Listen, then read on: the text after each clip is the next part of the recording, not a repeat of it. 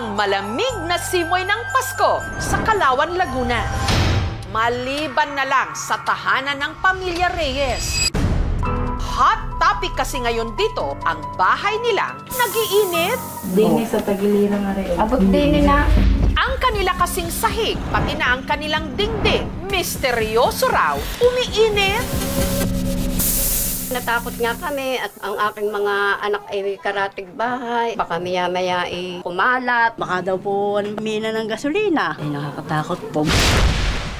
Kapag binuhusan nga raw ng tubig ang kanilang sahig, ito'y umuusok. Sa sobrang init nito, pwede na nga raw silang makaluto. Binasag ko po ang itlog. Iniwan ko po siya ng mga kalahating oras. Tapos tiyanek ko po, naluto na po yung itlog. Natural, nag-aalala sila sa pangyayaring ito. Baka bigla-bigla pag kami tulog, hindi namin alam, sabog na lang. Ano ba ang nagdudulot ng pag-init sa kanilang bahay? Ang bahay, 5 taon ng tirahan ni na Merwin at May. Lupang yan po, sa nanay ko po, saka sa tatay. Nakaipon po na konti, nagpagawa po kami ng aking misis, ng bahay. Nagsimula raw ang lahat madaling araw nitong December 2, nung ang haligi ng tahanan na si Merwin. Nung tapa ko po doon sa tiles, sobra pong init. Kala ko po may pusa lang na nahiga. Hinanap ko po ang pusa, wala naman. Natakot po ako. Si Merwin, agad ginising ang kanyang mag-ina. May parinig ka, sinipo ko yung pader at saka yung sahig. Sobrang init nga. Ako'y kinabahan na. Hinala ni May, baka dulot ito ng sirang electrical wiring sa kanilang bahay.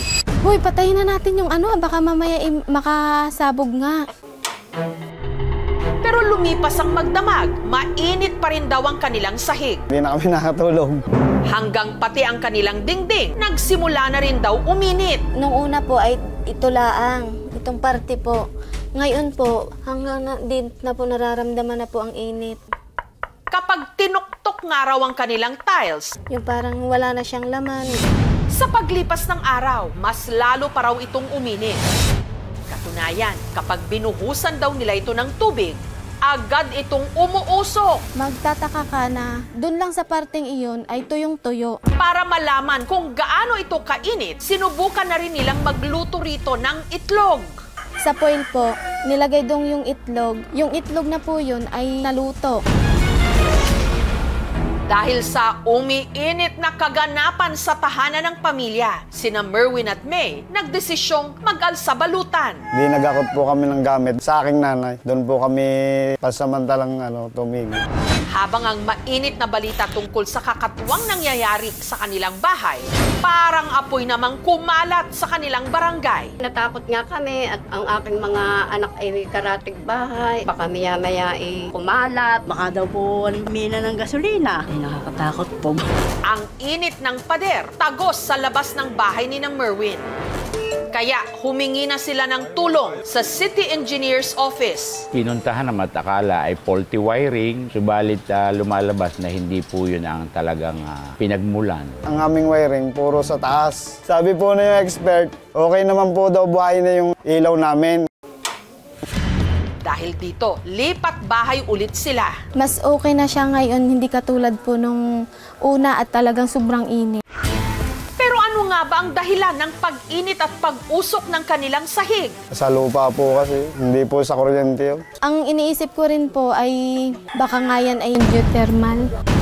Geothermal? Ay posible nga pong isa sa mga singawan, kailangan nating hukayin yung tapat na yun, malaman kung ano talaga yung pinagmumulan ng init na singawan. Susunod! At para masuri kung gaano kainit ang sahig, ginamitan nila ito ng thermal camera.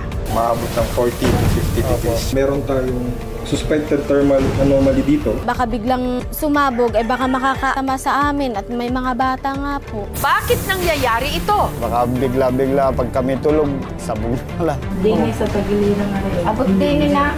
Ang pasabog na mga kasagutan, mabubunyag na sa aming pagbabalik. Ay, gusto nga, malalim na ito. Lumalamig man ang simoy ng hangin ngayon, Ang mga ganap sa bahay ni na Merwin at May sa Kalawan, Laguna, painit ng painit. Ang kanila kasing sahig at dingding, misteryosong umiinit. Dini sa tagiliran nga rin. Abot din na. Baka po nga sumabog na eh. Para masukat kung gaano kataas ang init o temperatura ng sahig at pader, sinukat ito ng thermographer na si Aaron gamit ang thermal camera.